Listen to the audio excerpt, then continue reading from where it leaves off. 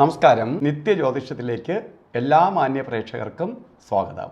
ഇന്ന് 2025 ജനുവരി മാസം 24-ാം തീയതി 1200-ാം ആണ്ട് മകരമാസം 11-ാം തീയതി വെള്ളിയാഴ്ച. ഇന്ന് വെള്ളിയാഴ്ചയാണ്. അനിഴം നക്ഷത്രമാണ്. അനിഴ നക്ഷത്രം ശുഭനക്ഷത്രമാണ്. ശുഭകാര്യങ്ങൾക്ക് എടുക്കാവുന്ന നക്ഷത്രമാണ്.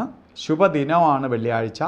രണ്ടുമായിട്ട് വളരെ അനുകൂലപ്രദമായ ദിവസമാണ് ഇന്ന്. അപ്പോൾ ശുഭനക്ഷത്രം, ശുഭദിനം. അപ്പോൾ ശുഭകാര്യങ്ങൾക്കെല്ലാം കൊള്ളാവുന്ന ദിവസമാണ്. അപ്പോൾ ഇന്ന് എന്ത് കാര്യത്തിന് വേണോ നമുക്ക് പോവാം.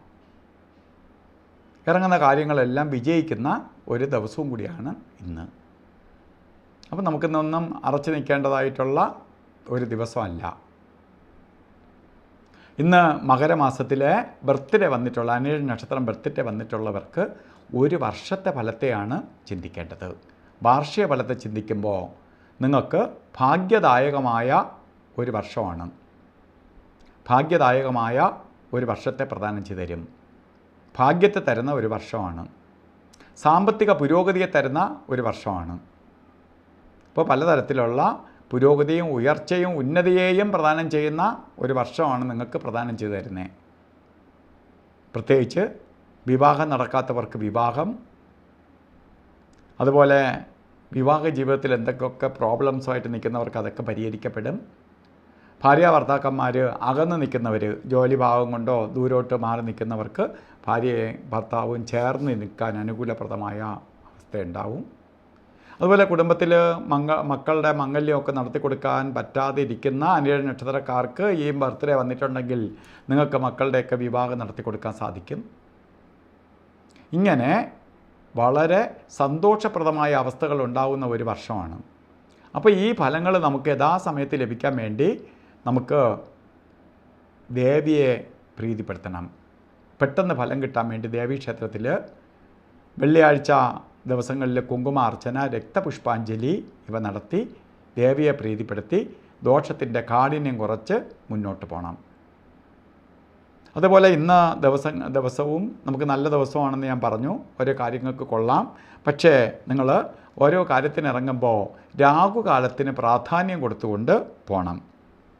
രാഹുകാലം കലണ്ടറിൽ ഇട്ടിരിക്കുന്നത് 9, ശരിക്ക് ഇന്ന് രാഹുകാല സമയം പറഞ്ഞത് 10:30 മണി മുതൽ 12 മണി വരെ നീട്ടിയിട്ടുണ്ട്. 11:10 തൊട്ട് രാഹുകാലം ആരംഭിക്കുന്നതേ ഉള്ളൂ. 12:37 വരെ രാഹുകാല സമയമുണ്ട്. അതുപോലെ ഒരു കാര്യത്തിനും എടുക്കാൻ പാടില്ലാത്ത 2 സമയങ്ങളാണ് യമകണ്ഠ കാലവും ഗുളിക കാലവും.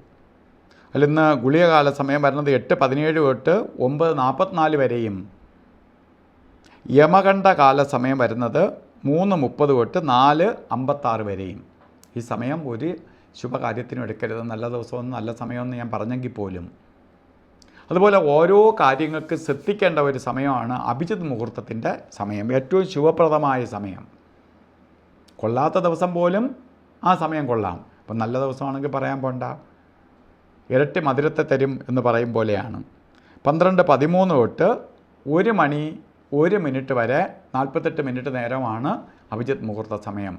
ഈ സമയം എല്ലാ ശുഭകാര്യങ്ങൾക്കും അനുകൂലപ്രദമായ സമയമാണ്. എല്ലാ കാര്യങ്ങൾക്കും നേട്ടത്തെ കൊടുക്കുന്ന സമയമാണ്. ഐശ്വര്യപ്രദമായ അവസ്ഥാവിശേഷം ഉണ്ടാകുന്ന കാലഘട്ടമാണ്. അപ്പോൾ വളരെ പുരോഗതിയും ഉയർച്ചയ്ക്കും ഉന്നതിക്കും ഒക്കെ ഇടവരുന്ന കാലയളവാണ് ഈ സമയം. അപ്പോൾ അതേപോലെ തന്നെ ഇന്ന് ഓരോ കാര്യത്തിന് വരുന്ന ശുഭ ദിവസമാണ്. ശുഭകാര്യങ്ങൾക്കെല്ലാം കൊള്ളാമെന്ന് ഞാൻ തന്നെ പറഞ്ഞു. അപ്പോൾ ഇറങ്ങുന്ന നിങ്ങൾ എന്ത് ചെയ്യണം? നമുക്ക് വസ്ത്രധാരണത്തിന് പ്രാധാന്യം കൊടുക്കണം. റെഡ് കളർ മിക്സ് ആയിട്ടുള്ള വസ്ത്രം ധരിച്ചുകൊണ്ട് യാത്ര തിരിക്കണം. അത് നമ്മളിലേക്ക് പോസിറ്റീവ് എനർജി കൂട്ടാനും നമ്മൾ പോകുന്നിടത്ത് കുറച്ചുകൂടി ഷൈൻ ചെയ്യാനും നമ്മൾ ശ്രദ്ധിക്കപ്പെടാനും ഒക്കെ സഹായിക്കും. ആ വസ്ത്രം നമുക്ക് എനർജി പ്രപഞ്ചത്തിൽ നിന്ന് നമ്മളിലേക്ക് സ്വീകരിക്കാനായിട്ട് സാധിക്കും. അപ്പോൾ ഇന്നത്തെ ദിവസം എല്ലാവർക്കും ശുക്രഭഗവാന്റെ അനുഗ്രഹത്താൽ ഐശ്വര്യപ്രദമായ അവസ്ഥകൾ ഉണ്ടാവട്ടെ എന്ന് പ്രാർത്ഥിച്ചുകൊണ്ട് നിർത്തുന്നു. നന്ദി, നമസ്കാരം.